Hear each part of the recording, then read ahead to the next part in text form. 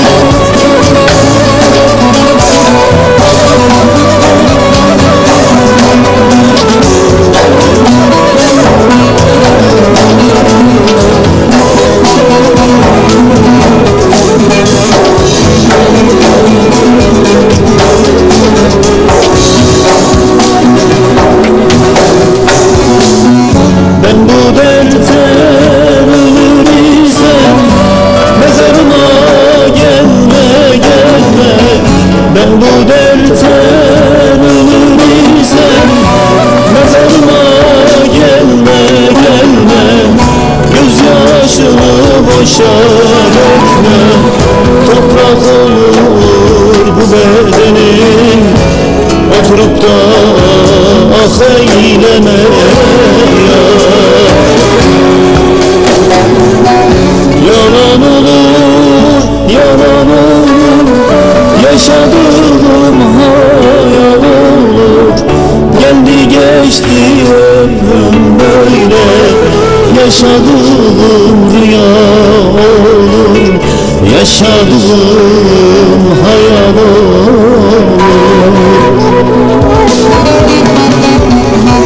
Yalan olur, yalan olur, yaşadığım hayal olur.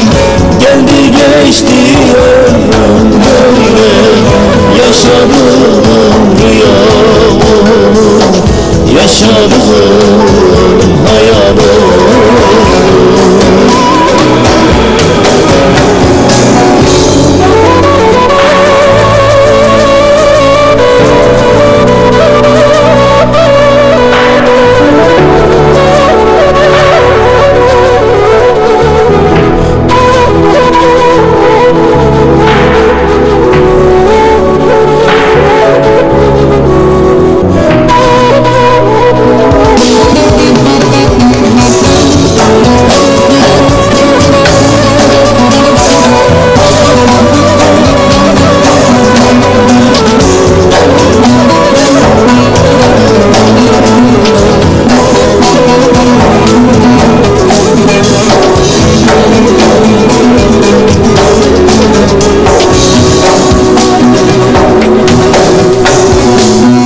De git salın, de git gelme, perişan halini görme. De git salın, de git gelme, perişan halini görme. Git bana gönül eyleme, zindan oldu bu hayatım. Son gönlümde ah eyleme ya. Yalan olur, yalan olur, yaşadığım hayal olur. Geldi geçti ömrüm böyle, yaşadığım rüya olur, yaşadığım hayal olur.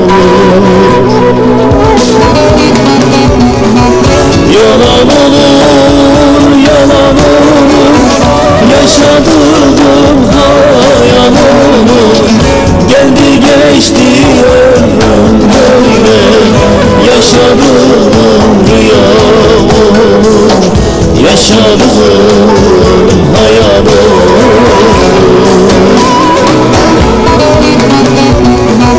Yalan olur,